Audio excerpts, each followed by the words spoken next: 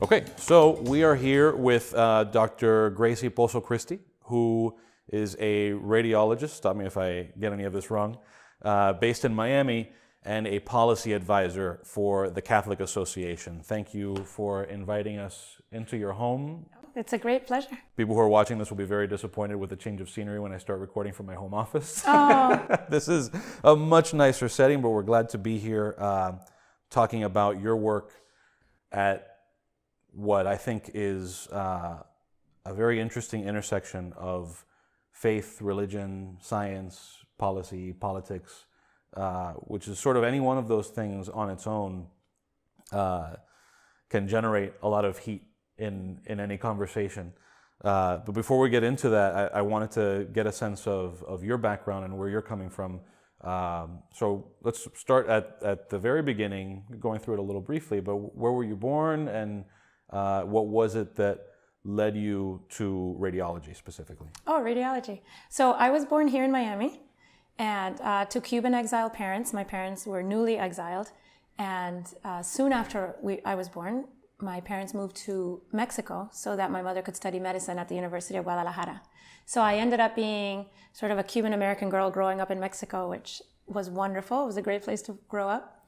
And came back here when I was 13. And have been American ever since. Now I'm a Cuban American. And I went into medicine because my parents told me to. They decided, this is a very Cuban thing. Yeah. My mom and dad told me when I was little, you're going to be a doctor. So I became a doctor and I've enjoyed it. I like being a radiologist. It's wonderful to wake up in the morning and not wonder if your work is doing good. Does that make sense? Yeah. Like to know that your work is noble in itself.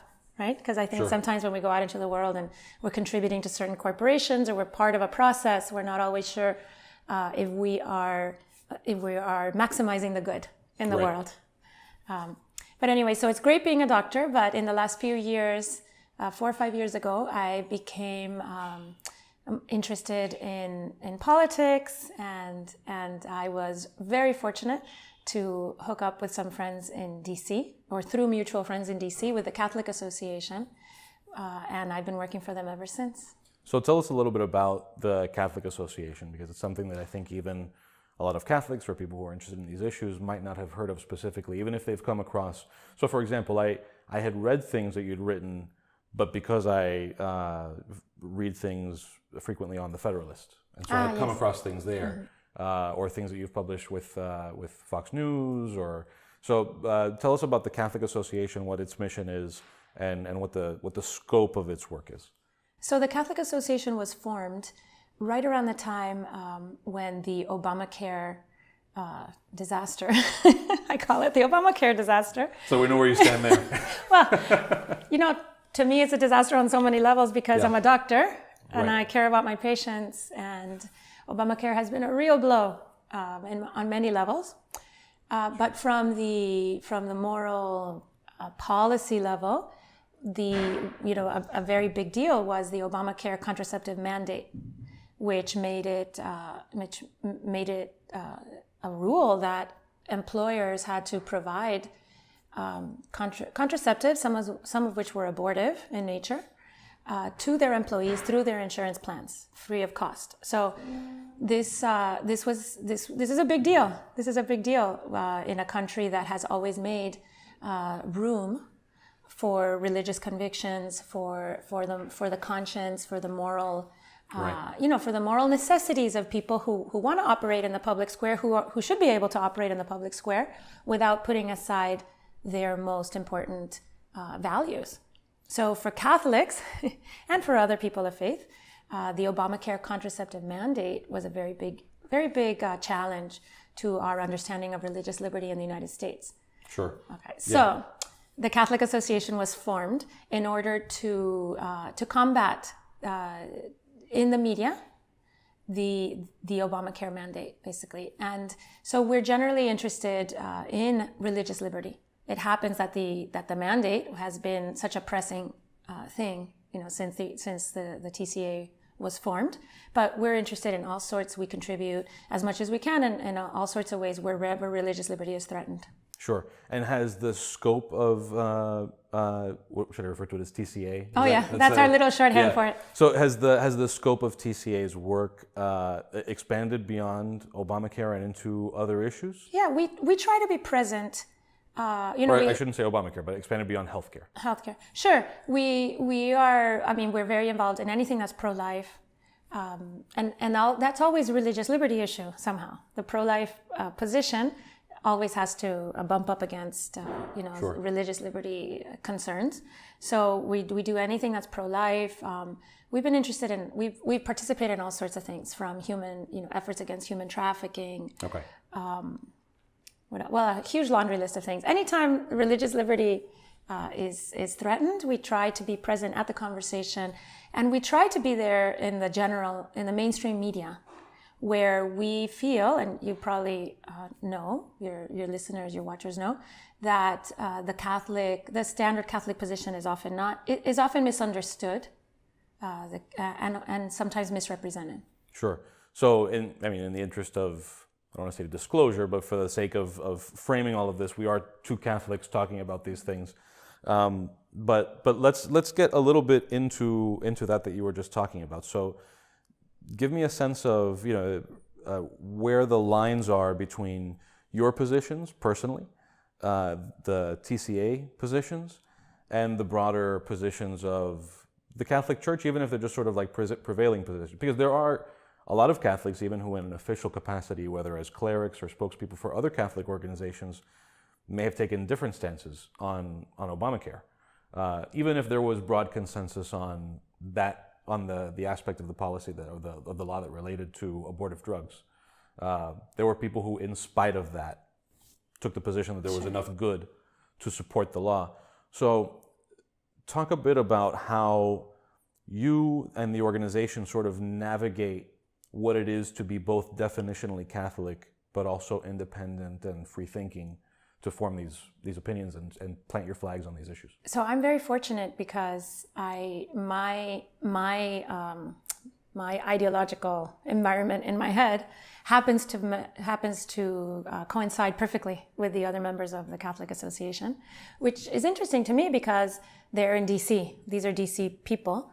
And I feel I'm very provincial in a sense, no? Like in Miami, we feel we exist on a very different universe. Right. And I travel to DC a lot, and I'm shocked sometimes at how different one's mindset is when one is away from DC, and the intensity of the politics there, and the way everything is categorized in little boxes. I think here in Miami, we're able to live in different boxes at the same time, right? Sure. Which is wonderful. But anyway, I'm very fortunate that at the TCA we all have the same kind of attitudes to most things, and in general we consider ourselves a group of people who are faithful to what we call the magisterium of the Church, meaning the teaching authority of the Church. The Church teaches, for instance, that abortion is always wrong in any circumstance, because it's the snuffing out of a innocent, vulnerable life. It can never be justified. And so, we go with that because we try to be faithful to the magisterium at all times. And always understanding that in the Catholic tradition, there are issues which can be approached from different perspectives. Different solutions that seem opposed to each other can be arrived at through good faith and also attending to the religious dictates of the faith. So I'm sure you understand that I can come, you and I as two Catholics can look at a situation and come up with two different solutions, which on their face may seem that one of them must be wrong religiously, but that's not necessarily so, because we are both approaching it, using our conscience and in good faith, trying to arrive at a solution that we feel is the correct one in a complex situation. Yeah. I am sort of not shy about my own labeling myself as a libertarian and even like a crazy anarcho-capitalist. So I'm very much in that like Acton Institute, free markets. But there is a way to couch those things in Catholic teaching, even if you're not necessarily lining up in your own ideas with everything that, say, our current Pope has to say about economics, right? I think, Miami Cubans have especially had a hard time accepting some of the more socialist leanings of the current administration, so to speak. Although Miami Cubans may have, maybe we can understand better because we have a lot of Argentinian friends, Yeah. and we understand because we've been exposed to it, what it's like to be an Argentinian, for instance, a person growing up in a country where capitalism doesn't work, where capitalism is crony capitalism, where it's corrupt from top to bottom, right? And so I feel that we get a chance to better understand why someone like Pope Francis might not be enamored of capitalism, because the version that he knows is not the version that you and I know at the United States. Right. Yeah. Although, there's a case to be made that is it really capitalism if it's Right. crony capitalism, right? Right. At that point, you're just talking about how different is that from Cuba, where there are exchanges happening and it's corrupt from top to bottom, and that we're calling it capitalism is, at that point it sort of becomes immaterial. But so let's talk about how things have changed over the last several years. And I think that this is where we'll get into some of the more specific issues, although we touched on abortifacient drugs and all that. But what have you seen over the time that you've been working on the policy side, that you've sort of taken that dive, in terms of how some of this message is received? And I'm especially interested in whether people have changed in terms of how open they are to what might be unpopular opinions, especially coming from the Catholic perspective. Because I think religion in general has sort of become more and more seen as somehow intellectually oppressive and restrictive. These aren't things that I believe, but that's the way that these things are viewed. And I know that me personally, even in the time since in the last 10 years that I've lived in Wisconsin, in Missouri, again here in Miami, and I've traveled all over, I've seen a shift in people's thinking about how open they are to people who are couching their arguments about how secular life should be organized in religious morality. So that was a little bit of a long question. No, but I understand what you're getting at. I think what you're experiencing, and I experience it too, is the secularization of our society. And as our society becomes more and more post-Christian and becomes more and more secular, people, especially young people, cease to understand the religious mind, the religious intellectualism, the way that faith informs every aspect of a faithful person's life. And this is something new, because in the past, maybe a young person personally might not be very religious, but all his aunts and uncles were, and his neighbors, and he was dragged along to church. And so the religious mind and the necessities of life of a religious person in order to live freely in the land dedicated to the concept of freedom, those necessities would have been very apparent and very just palpable, things that they could understand. Of course, Aunt so-and-so can't do such and such a thing. It would, she'd be up every night, horrified that she was forced to participate in X thing, even peripherally, right? So people have lost very much, and it's very sad, people have lost the understanding of the role that faith plays in people's lives, and the kind of accommodation that our society, as a free society, should be making for religious peoples. Yeah, and I think that you touched on something interesting there, that was the perception among people who are perhaps not religious, that religious philosophy isn't backed by, almost as if we haven't thought about these things, right? Like no religious person has ever thought about some of these big questions, when in reality there is a very rich and even in a lot of ways, you read some Aquinas, and it's not a lot of because Jesus said so. It's like there's a lot of very analytical and even in some ways very secular thinking that goes into these religious conclusions. Christian philosophy is fabulously rich, 2,000 years, and And not just Christian philosophy. Deep philosophy. The Jews have thought about these things a right? lot too. But I was going to say, yeah. on the foundation, based on the foundation, standing on the beautiful foundations of Judaism, which is thousands of years of man reasoning and saying to themselves, this is an orderly universe. An orderly mind made this universe and expects something from us, expects us to understand our lives in a certain way. And putting all that reasoning and all that intellectualism into figuring out how it is that we're supposed to live, right? And also Christianity also stands on the shoulders of the Greeks, right? And all the who didn't approach these things from a religious perspective necessarily. And it's just the beautiful effusions of the human mind over the millennia. And that's what, as Catholics, we have to draw. As Christians, we have the well. That's the well that we draw water from. So it is hard as a Catholic, as a Christian, as a believer, as a person of faith, to be considered by a secularist, as just someone who says, oh, well, the Pope said I should get up on Tuesday and do X, so I'm going to go do it. That's not how we are. We're drawing on deep intellectual and philosophical traditions. Tell me a bit about where, and feel free to, I'm most interested in you personally, just because I think that's where we can sort of have the most flexibility, but feel free to introduce where maybe TCA's lines are. But where do you draw your lines when you're sort of formulating your opinions on some of these policy issues in terms of how deep into how far government should be able to take moral questions in justifying intervention? So for instance, right, I think that a relatively uncontroversial, at least among Catholics, thing would be the issue of abortion, right? Because if you recognize or if you view it as being the extermination of a human life, then it's on par with any other extermination of a human life.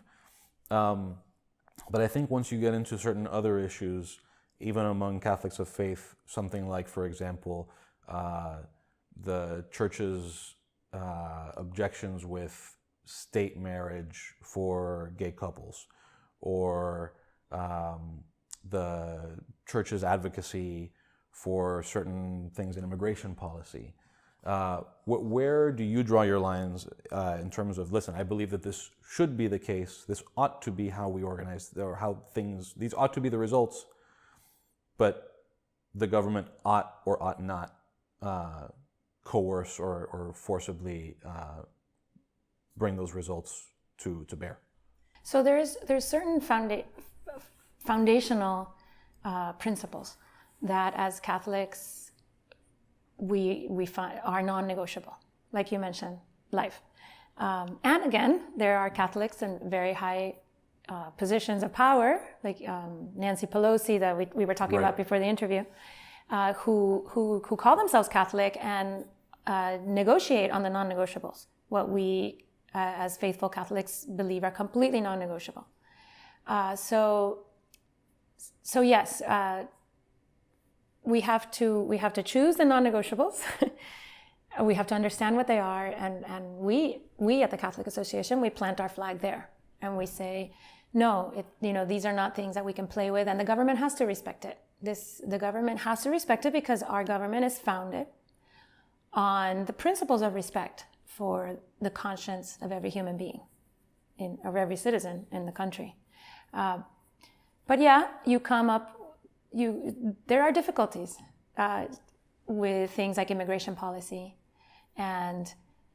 but the difficulties are not that difficult when you consider that, again, what people are looking for are good solutions. That it may be apparent to one person a solution, and the next person with the same goodwill can come up with a different solution. And I think that's what's happening a lot in immigration policy. There's a lot of goodwill out there, and different people are coming up with different plans. And sometimes sometimes the U.S. Council of Bishops, for instance, they support certain policies that to me sound good on their face, but as a person who has experienced immigration, who lives surrounded by immigrants, seem to me maybe short-sighted, or that the end result is not going to be the positive one that they predict, that they would like to see. Is there an example of maybe just like a narrow piece of of immigration policy that you're referring to?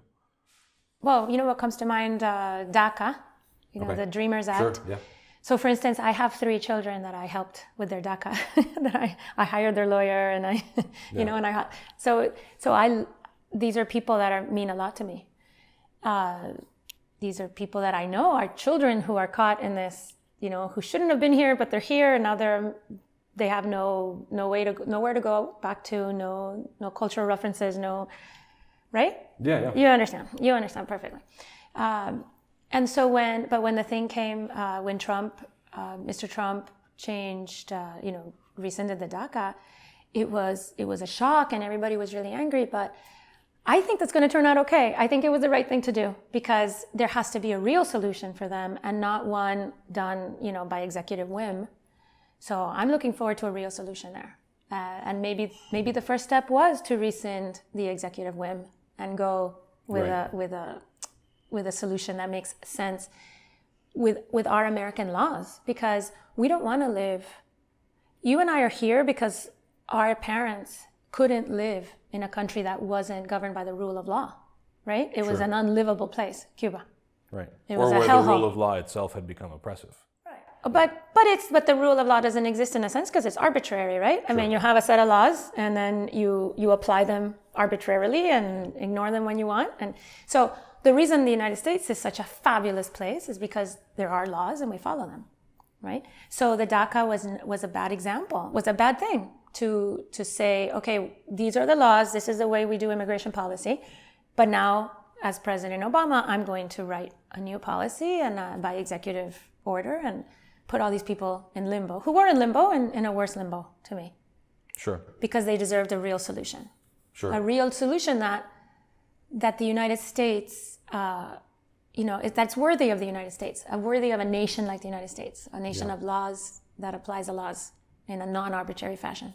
So is there, and this may be asking too much, but is there, and again, either for you personally or TCA, a sort of nice, neat, philosophical boundary that you can articulate as far as this is where the government's authority or even where we think the government's authority to intervene, even in things that we would like to see change, stops? No, there's no clear boundary. Okay. There really isn't. Different people in the TCA are more libertarian leaning, like you. Right. No, there's no clear boundary. Or for you personally, is there, or even how have you? Because I imagine you've dealt with that issue at some, because you're sort of, I don't want to say all over the map, but you touch on a lot of different issues in your writing and in your policy work. So, what are some of the starting points that you have for yourself? I believe, as far as government, I have a simple philosophy about government. Government is only there to enable men and women to live the lives that men and women are meant to live. It's only there to enable it. It's not there. It's only there to support. Government's there to support the peaceful family, the peaceful community, the peaceful society. It's not there to tell us exactly how to live and to make all these small decisions for us. The whole purpose of government is a home, is that the home can function, that mom and dad can raise their children and feed them and pursue their ideals and their, that's all. Government can't be more than that. Whenever government gets to be more than that, then government becomes oppressive. Sure. Maybe I'm a crazy libertarian like you. Maybe you might be. Yeah. The way that I tend to think about it, and I've reached a lot of these conclusions myself just through my own Catholicism, is I guess what struck a chord with me was when I heard libertarianism, or at least one brand of it, expressed as the idea that all human interaction should be free from force, fraud, and coercion. Mm-hmm. And as a Catholic, and as a person who has certain ideas about when, for instance, human life starts, I see my Catholicism as totally consistent with that idea, in the sense that abortion is an initiation of force against, right?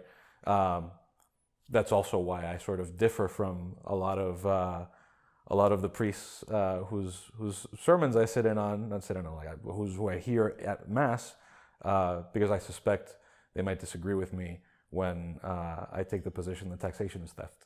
So, but I, to the point that we were talking about earlier, I think there's Catholicism is probably a bigger tent than a lot of people have been told or realize from seeing it in the public sphere. Right, and a lot of people think that Catholicism is separated into like two branches, the conservative and so maybe on the liberal side you have the social justice warriors, right? Mm-hmm. And so they're really concerned with the death penalty, and they want they love things like Obamacare because they figure more people will get free healthcare, although that hasn't turned out.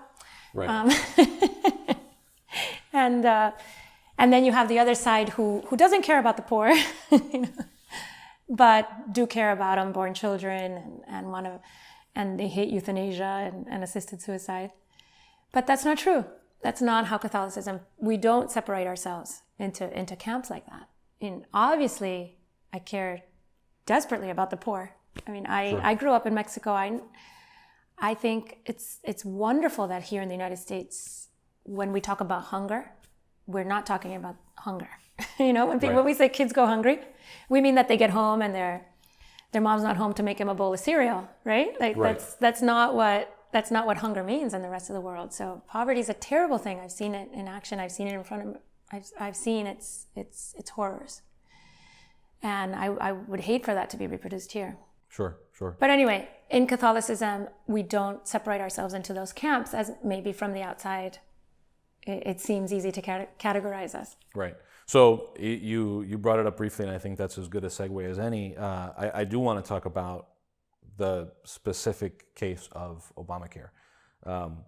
In however many words you would like to take, what is your take? Because you have it's like, well, I was going to say each foot, but these are 3 feet. You have your foot in the medical side, in the policy side, and in that faith side. So what has your 360 view of Obamacare been? What are maybe some things that you like about it, some things that you object to, and how do you see things changing now with the new administration, if at all? Well, I hate Obamacare. Okay. On so many levels. Yeah. So, from a medical level, I was present at the implementation as a physician with patients, with an office, with a private office, as an employee. So I was present as an employee, as a physician, as a patient, as an employer. And your medical career started, just to get a sense of how long you were practicing, how much you saw before Obamacare. Oh, so I've been practicing medicine since the year 2000. Okay. Yeah. 2001 maybe, in private practice. Okay. Before that, I was at the University of Miami, Jackson. Got it. The public hospital. So anyway, I've experienced it from the side of the person who's running an office and has to send insurance claims to Obamacare offices that don't pay. Right. Horror. I've experienced it from the perspective of a person who has close friends who are very poor, who live on subsistence at a subsistence level, who aren't even citizens, who were forced to buy Obamacare policies and were never able to see a doctor because Obamacare didn't pay. Okay. And I've seen so many offices of, from the small business perspective, most doctors used to be small business owners. So medicine in the United States is also was a small business environment. That's gone. That's been wiped off the map. Which is it's an aspect of it that not very many people talk about, is the way that it's affected the structure of that marketplace. And yeah. So the marketplace, a lot of doctors go into medicine because they want to have a small business. They want to have a personal business that's theirs, where they're completely in control. Doctors aren't great businessmen.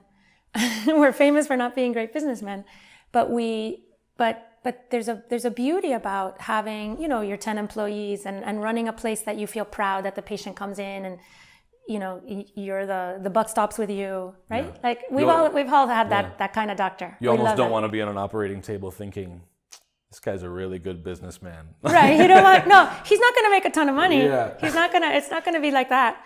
Yeah. But that's been wiped off the map. So almost all the little so many private little businesses of medicine are gone. That's part of Obamacare. Everything's been put into large monopolies. Here in Miami, we have Baptist Memorial now owns everything. They own everything. Yeah. Every doctor is now an employee. So many doctors, we didn't want to be employees. We wanted to have a personal business with personal interaction with our patients that we could make beautiful, that we could make noble. So that's gone. And just all the people that were supposed to get good medicine for a good price, they're not getting it. Everyone's premiums are going up. So yeah, on the medical side, Obamacare is a disaster. I had a lot of hope that the current president and the current Congress would be able, and the Senate would be able to work together and delete Obamacare. Sure, yeah. Delete. Yeah. But it hasn't happened. So I'm still praying for that. Yeah. And then from the religious side, from the faith side, of course, Obamacare, the mandate is still afoot. It's still there. Mm-hmm. It could easily be taken out because the Obamacare... And you're referring to, just so people aren't confused, between the individual... Oh, I'm sorry. I meant the contraceptive mandate. Yeah. I don't like the individual mandate either, but that's another thing. So the contraceptive mandate was simply written in by Kathleen Sebelius, who was at that time, the Secretary of HHS, of the Health and Human Services Department. So at her discretion... Obamacare is full of lines. At the discretion of the secretary, this can be however she likes or he likes. I don't know how many hundreds of times that shows up in Obamacare. But one of the things that she decided was this contraceptive mandate. There was no reason for it. Yeah. There was zero practical reason for it, and it's still there. And it has caused so much litigation, so much just pain for people who are trying to live just normal, faithful lives in the public square and be faithful to their values. And for no reason at all, they threw in this contraceptive mandate. And it's still there. So I really hope that we can get rid of it. At least that. If we can't get rid of the whole law, maybe we can just get rid of that. Sure. So I want to revisit that, but first I want to touch on the medical side. I think that you and I probably agree on a lot of what's wrong with Obamacare, but I'd hate to leave all of that where it was, at the risk of romanticizing what medicine looked like before Obamacare, or overly romanticizing it. A lot of things look romantic by comparison to Obamacare, but seems like Nirvana. It was Nirvana before. So if we were in a time machine and we go back to before Obamacare, what are some of the problems that you saw, and what might you have been thinking about in terms of what solutions would have been? Because Obamacare was an attempt to fix existing problems. Address problems that a lot of people probably agreed existed, and then there was a stark division on whether people agreed that solution exacerbated them or fixed them. So yes, American healthcare pre-Obamacare was not Nirvana. However, it was the best medical system in the world. Okay. Right? It was innovative. It was incredibly well priced. I mean, you go to places where you have more socialistic systems, and I don't have to tell you, to get an MRI, there are more MRI machines in Miami than in Canada, which is a huge nation. It's mostly empty, but it's still a big nation. But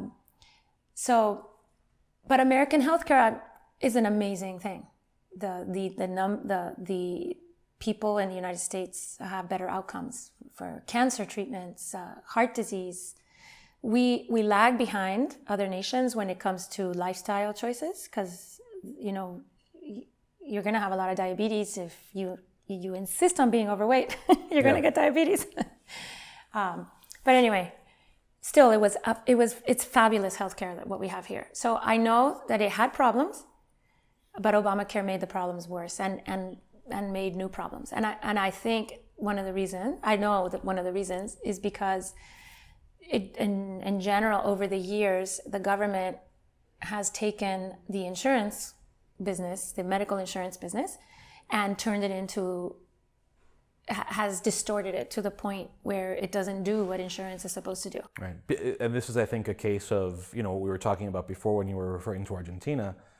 People, I think, when that Obamacare debate was happening, were seeing the medical industry and seeing all of its problems as failings of capitalism. Mm-hmm. When it wasn't. When a lot of it was government intervention. Exactly. and the role that the federal government has in setting prices. Exactly. And all of that. So, for instance, one thing that was never addressed was, and there's been talk of it, I don't know if it's been fixed yet. It's hard to keep up with everything that goes on. Sure, yeah. But buying insurance across state lines, right? So why shouldn't I be able to buy health insurance from New Jersey that offers me what I want, what I need as a medical consumer, as a consumer of medical benefits?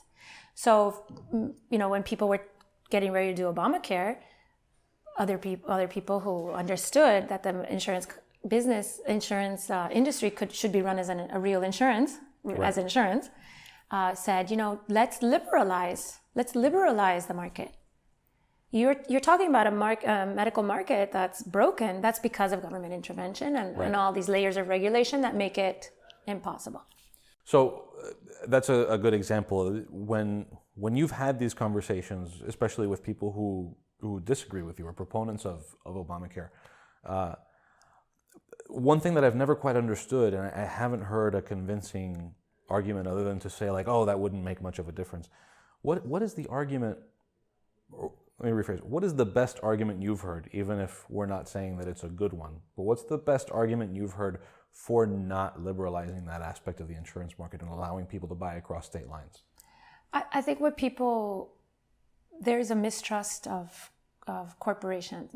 There's a mistrust of the way free capitalism organizes itself. There's a mistrust. And I think a lot of that this mistrust has to do a lot with our current educational system. Okay. Right? Like the way, academia and Hollywood, always the big bad people are the corporations. But corporations, if they're operating the free market principles, the corporations will find themselves doing the right thing. Yeah. Because it's set up that way philosophically, if that makes sense. Sure, right? sure. But there's a complete mistrust. People, because of academia and Hollywood and everything, they're more likely to trust big government than corporations, and I think that's silly. Corporations have a lot more. They have to respond to their consumers. They have to respond, to their stockholders and all, in ways that make them accountable. That government doesn't have accountability. Yeah. What would you say are some of the issues that come to mind when you think of where the most opportunity exists for people who are in your position and TCA's position of looking to move the needle on some of these things, right?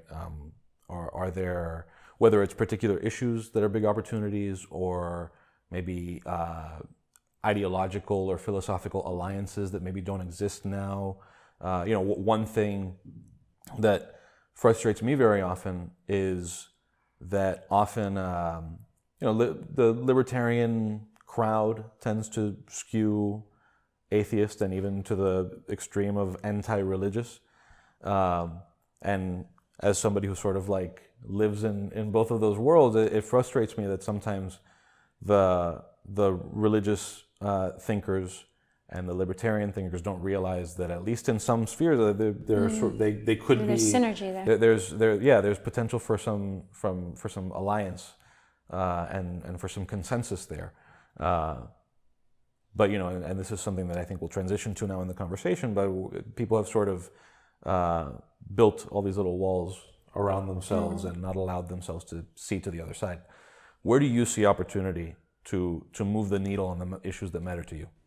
So there are issues that are new, that are before our society, and many Americans haven't made up their minds about it simply because they've been confronted by these things for the first time, and they don't have a philosophical understanding of whether or not it's correct. Like they don't have a philosophical basis upon which to make a decision. So, for instance, assisted suicide, which is legal now in, I forget how many states, 5. Okay. 5 or something like that.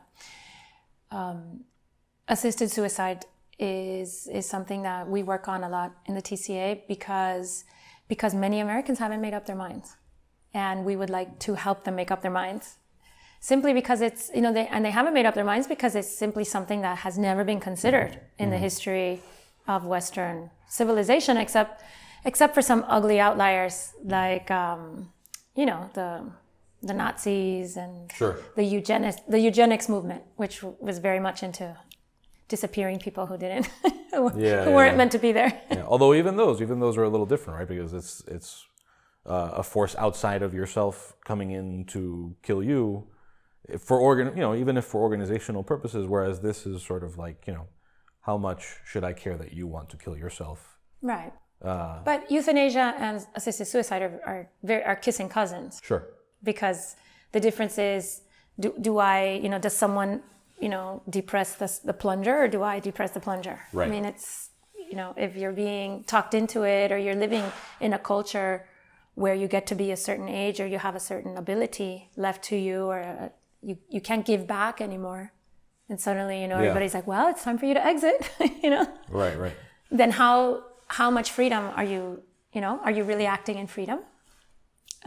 Your family's dying for you to go, You're now considered a burden, whatever. You can imagine all the scenarios. So yes, I know there's a personal liberty issue with we're talking about libertarianism with assisted suicide. But even there, right? That's an area where, as a Catholic, that's where I come into conflict, because and these are issues that I don't know that I've formed my opinion on what government's role ought to be, but I know that there is a moral problem, because I don't see myself, for example, as having a natural right to decide when I die, right?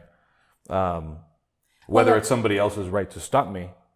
Well, look, from the Christian perspective and the libertarian perspective are different, but they do interact. Right. So the difference is that as Christians, we believe that human lives are not meant to be taken and ended, right, and given at will, because human lives are gifts from God, and we don't have that kind of authority over ourselves or over other people, right? So I don't have the right to murder you, but I don't have the right to murder myself. Correct. Yeah. And that's a Christian concept. That's an idea. That's part of our ideology. Yeah. Okay. So the libertarian would reject that and would say no, because the person should have full autonomy over their actions, right? If I don't have that ideology, if that's not a value that I hold, then why should I be prevented from killing myself? Right. All right. So that's the libertarian position. However, at the TCA, when we argue against assisted suicide, we never argue it from the Christian perspective. What we do is because we want to be present in the conversation and not just preaching to the choir, we say, wait a second, the assisted suicide, the culture of assisted suicide is a culture rife for abuse, corruption, coercion. So many things can go wrong when you have, poor old grandma who's rapidly going through her savings, right? And 6 or 4 children saying, if grandma left this month, we could each split, the $10,000 that are left. But if we let her keep you understand. So that's how we approach it. Also, issue that, and the libertarian should care about that. The libertarian would say, the government shouldn't set up opportunities for people to abuse each other. Yeah. Right? And the libertarian would also say, I don't know that much about libertarian thought, but the libertarian might also say, well, the government doesn't have to mandate suicide. Anybody who wants to commit suicide can jump off a balcony, right?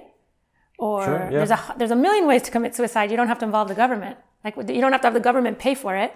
Right. Yeah. You don't have to have the government involved. Right. And I think that suicide's everyone's right. Yeah. And at the risk of oversimplifying the libertarian position, but at least the brand of libertarianism that I subscribe to, the issue with the government there is not only that the government then is inserting itself in the ending of a life, which that opinion of mine also brings in some of my Catholicism, but rather that for government to do anything, now it has to take money from you in order to pay for help me kill myself. Yeah. And so the more government is involved, the more it's involved in infringing on other people's ownership rights. But how interesting, if you look at it from a libertarian perspective, you say, well, suicide has always been available to all men and women at all time. Right. No one's taking away your right to walk off a balcony. Right.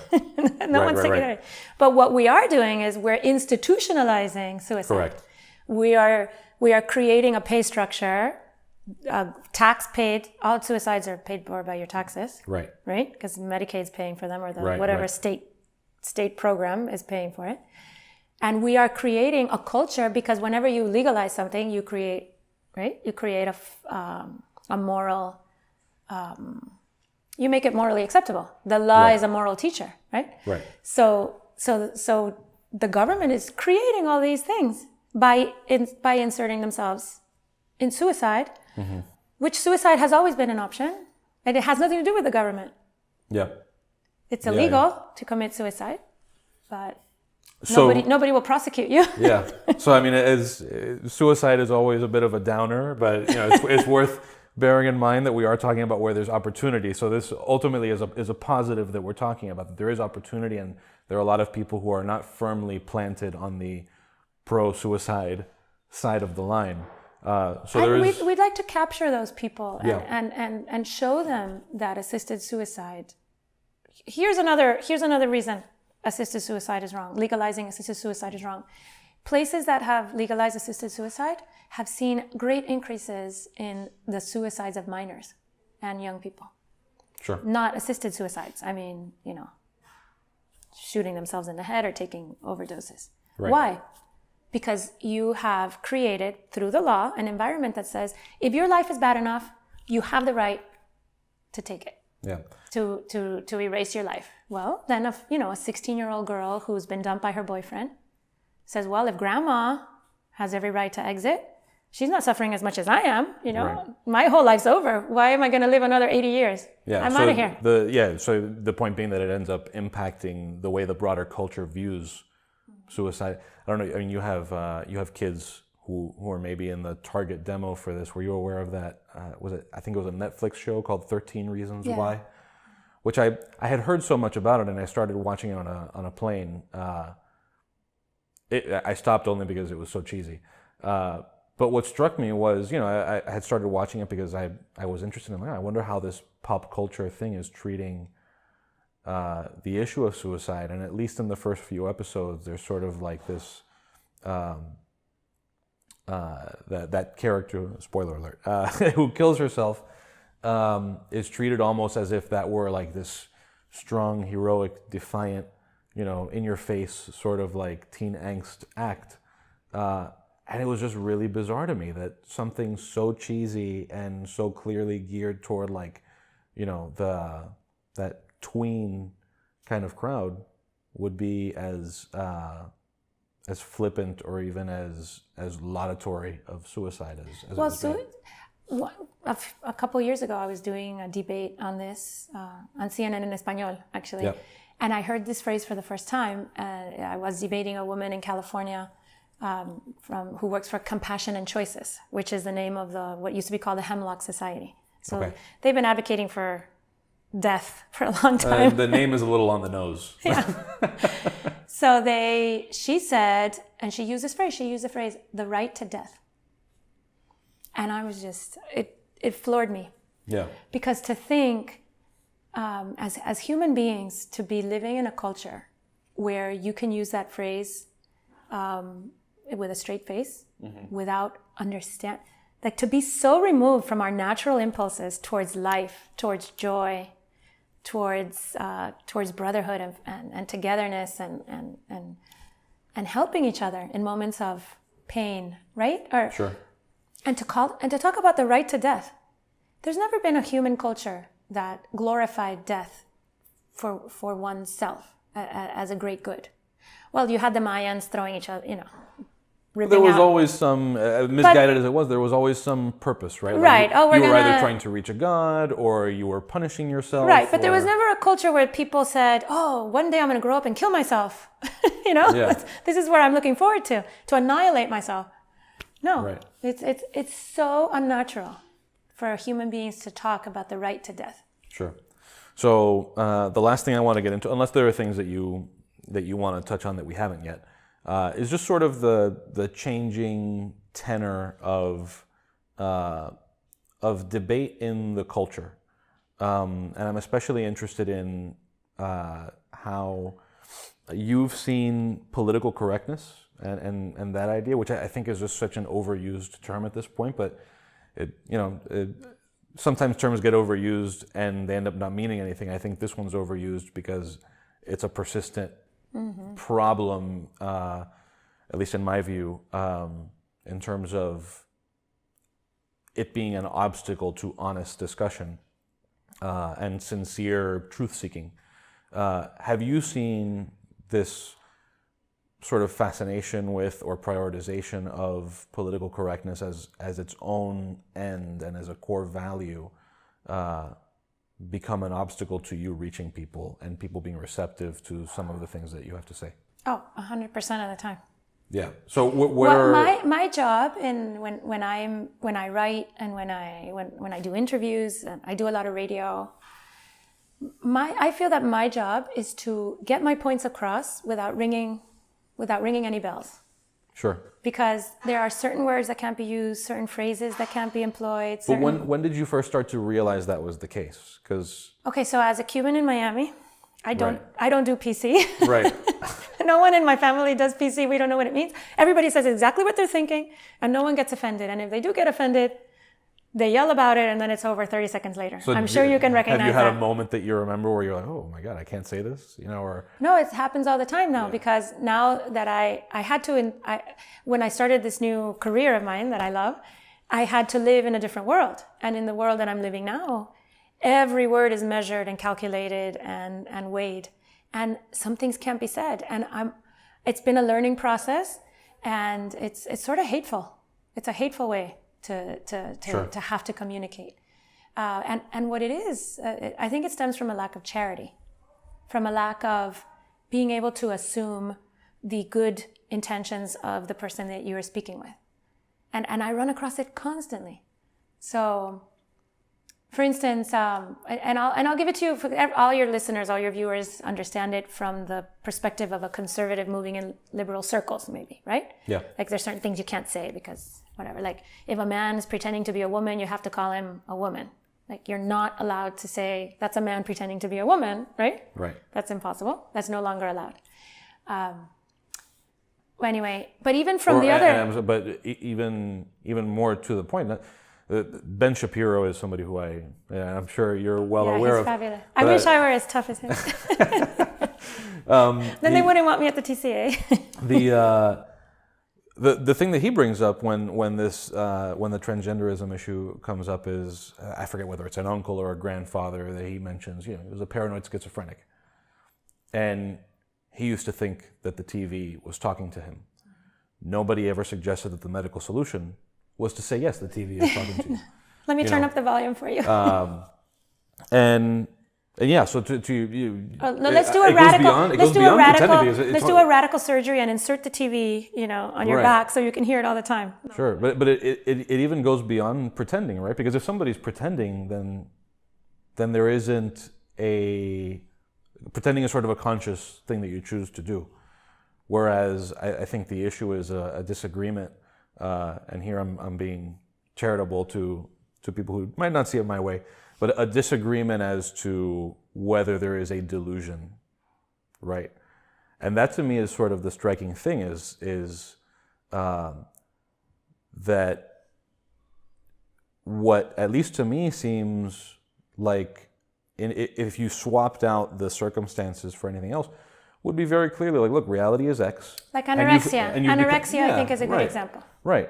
Or, if I told you that I was 8 feet tall, and you said, no, you're not. Like, well, okay, no, but that's a thing that I am. And or if you told me you're a double amputee. Right. Yeah. And you now have to ask me if I. Right. And then you say, well, now let's make it happen. Amputate my legs. Right. Because I am internally a double amputee. So you need to amputate my legs. Yeah. Right? And this is sort of an extreme... This is another religious liberty issue right. from the medical perspective, because hospitals and doctors and nurses are being made to participate against their will, against their medical will, against their medical judgment, in mutilating surgeries and hormonal interventions, which are very dangerous. Yeah. So this is a fabulous, another fabulous religious, not just religious liberty, but medical liberty, conscience liberty. But it's also in a way kind of an outlier issue, right? Because you wouldn't say that it is? No. In what sense? Because I guess what I'm referring to is that while a lot of people have strong opinions on it, I think that the number of cases of transgenderism is not quite as big as, for example, the way the political correctness thing might affect people racializing welfare. Sure. For instance. Yes. However, we're only in the beginning of the transgender movement. Okay. Give it another year, and it will be everywhere all the time. And by everywhere all the time, do you mean the issue will be? Or because that's what I mean by outlier. I don't mean that nobody's talking about it. It will be on every TV show. That's what I mean, It'll be on CNN for New Year's, instead of smoking pot from bongs, like they did this New Year's in Denver, they'll be with transgenders. I mean, it's inescapable. Yeah, and so what I mean when I say, just to be clear, when I say it's an outlier issue, because it affects a smaller segment of the population, number of people we're a tiny talking segment about. of the population. It's tiny. It's 0.0 something% of the population has a gender dysphoria. People care about transgenderism the way that people care about SpaceX. I'm not going to the moon anytime soon, but I might feel especially strongly about what Elon Musk is doing with his life. Yes, but transgenderism is being used as a club, as a club to make things happen socially, other things. Because behind transgenderism is not a concern for a few million people in the country who believe themselves to be another sex, right? That's not what's at the basis of the transgender movement. The transgender movement is a movement of sexual liberation, and not only sexual liberation, but of radical individuality. That ideology of radical individuality that says I can determine my reality. Sure. So I just wanted to make sure that you'd have, because I'm not sure that where we started here on whether the question was answered, but what I was driving at was I just was wondering whether you could think of issues or specific instances or times or events where you've found that shift in the way that people discuss any issue frustrating you in your goal of I forgot, where I was going with that. We got into transgender, which is such a great topic. Yeah. Because it's so layered. The transgender thing has so many great layers. But I was going to say that in Cuban culture, right? Right. We have a really comfortable relationship with race, right? Mm-hmm. Some of us are dark, some of us are lighter, some of us are blonde, some of us aren't, some of us are black, some brown, some yellow. We're not supposed to say yellow anymore, right? My great-grandfather was Chinese, I'll say yellow. I have a Chinese daughter. She's sort of Olivia like me. There you go. So we're comfortable with that. Right? My father has a great friend. They call him El Negro. They call him Negro. And he's only a little darker than me. I don't know why they call him Negro. Who knows why? But we're comfortable with race. We're comfortable with appearances. It's a very common nickname. Chino or China is a common nickname, right? Mm-hmm. Because their eyes are a little slanted, because they have a grandfather who emigrated. All my uncles were Chino. Right? Yeah. And so they call, China. And sorry to interrupt, but this is a story that I love. My dad loves my mom and my dad love telling the story of when they started dating in high school, and I guess baby didn't realize how many brothers he had who all went by Chino. So she calls their house, and his grandmother picks up the phone. And she asks for Chino. She goes, "Aquí todo el mundo es Chino." So yeah, to your point, there's some families multiple Chinos. Right. So I have a Chinese daughter, and a funny story, and I take her all the time after school to the 7-Eleven here. And Junior is a guy behind the till, who takes the credit cards, because I take her to get Slurpees, like every day. And he emigrated. He's here from Cuba 5 or 6 years. He got total Cuban. And Junior, when we walk in 7-Eleven, every day he yells at the top of his lungs, "Chinita!" and my daughter smiles and waves, and she runs to get her Slurpee. And that's unthinkable in DC. For me, DC is like the Great White North, you know, where you go and you're like surrounded by all these things you can do and can't do. So, but anyway, what I was getting at was that even in the circles that I move in that are conservative, because so conservatives as opposed to liberals, we reject identity politics. We reject, as a philosophy, identitarianism. Correct? Would you say that's true? Yeah. All right. So I reject it wholeheartedly. I am not my color or my ethnicity. I am a human being. I'm a daughter of God. You know, I will not put myself out there as part of an identity group, a victim group. You know, I won't do that. And I think that's a common conservative idea. And as conservatives, we hate that liberal, the constant categorizing and setting people up against each other. And you're this group, so you got to hate that group. And then we're going to reap the benefits of your, right? The politicians will reap the benefits of your falling out and your anger. You know, we're going to reap, that anger is going to work for us politically. But that's why they do it. But anyway, I reject all that. But then, and the people I am with, conservatives, they reject it also.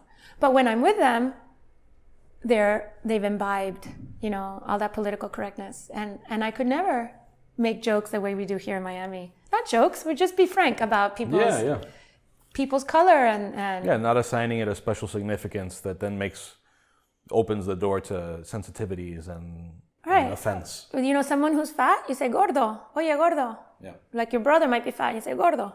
Right, you know? right. You could never do that. Or even somebody who's not, right? Which strips it of some of that significance. Like, there are lots of skinny people who go by gordo. I call all my children gordo. Yeah, and so when you say gordo to the gordo, then it's like, okay, well, she's, you know, they're saying it to everybody else too. But our culture has turned into a culture where everyone's a victim. It's it's identitarianism. It's hand in hand with, you know, the victim culture, and it's just terrible.